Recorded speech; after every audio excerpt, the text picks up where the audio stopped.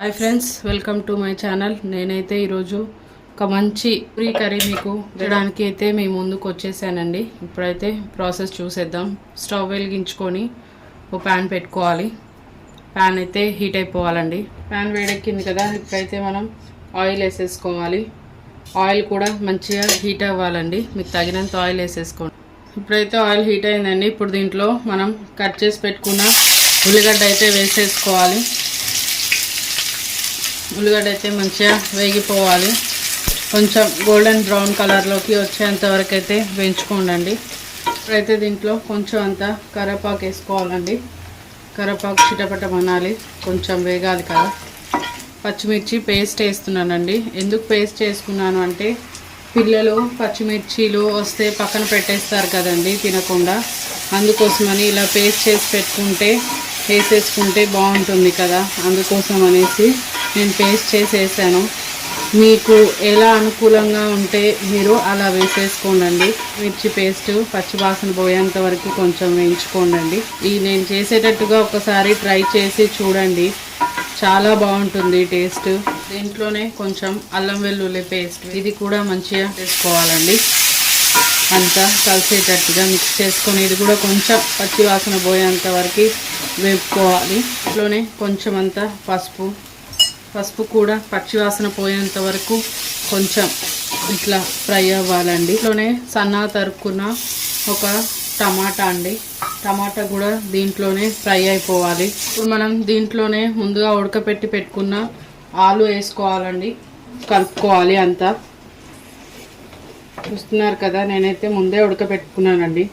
మీరు అలా ఉడకపెట్టుకోము, ఇలా మేము దీంట్లోనే ఉడకపెట్టుకుంటాము అనుకున్నా ఓకే, నో ప్రాబ్లం.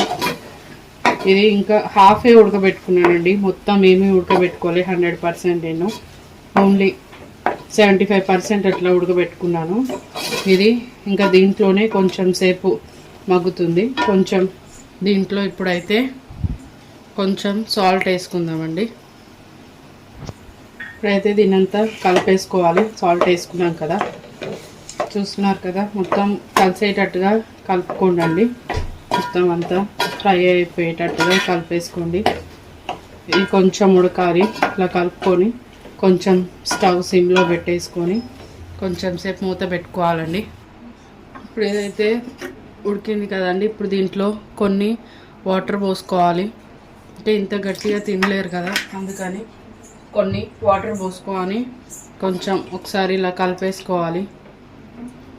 ఒకసారి కలుపుకొని కొంచెం ఇది అంతా చిక్క పడేటట్టుగా కొంచెం సేపు ఉంచుకోవాలండి. సిమ్లోనే పెట్టుకోవాలి. హై ఫ్లేమ్లో పెడితే కింద అడగంటేస్తుంది. ఇది సిమ్లోనే పెట్టుకోవాలి. మనం ఇలా కలుపుతుంటే అదే ముక్క విడిపోతుంది. ముక్క మొత్తం స్మాష్ చేయలేదు అని అనుకుంటారు కదా, అంటే పిల్లలు ఇష్టంగా ఇలా ఆలూస్ అన్నీ తింటారు కదండి. మొత్తం స్మాష్ అయిపోతే ఏం బాగుంటుంది. చాలామంది శనగపిండి వాడతారు. నేనైతే శనగపిండి వాడినండి. మా ఇంట్లో నాకు కూడా శనగపిండి పడదు, ఎలా చేసుకోవాలి అనుకునేవాళ్ళు ఒక్కసారి ఇలా నేను చేసినట్టుగా నా స్టైల్లో ట్రై చేసి చూడండి. ఒకసారి ట్రై చేసి చూసి నాకు కామెంట్ బాక్స్లో కామెంట్ చేయండి. అయితే దీన్ని కొంచెం సేపు అయితే ఉడికించుకుందామండి. లో ఫ్లేమ్లోనే ఉడకాలి.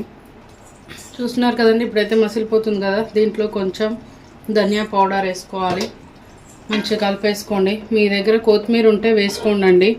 నా దగ్గర కొత్తిమీర ప్రజైంది. ఓకేనా అండి, అయిపోయినట్టే. చూస్తున్నారు కదా, చాలా మంచి స్మెల్ అయితే వస్తుందండి. మీరు కూడా ఒక్కసారి ఇలా ట్రై చేసి చూడండి. నేను చేసే విధంగా చాలా బాగుంటుంది. హోటల్లో చేసుకునే దానికన్నా బాగుంటుంది. ఒక్కసారి ట్రై చేసి చూడండి నేను చేసినట్టుగా నా స్టైల్లో.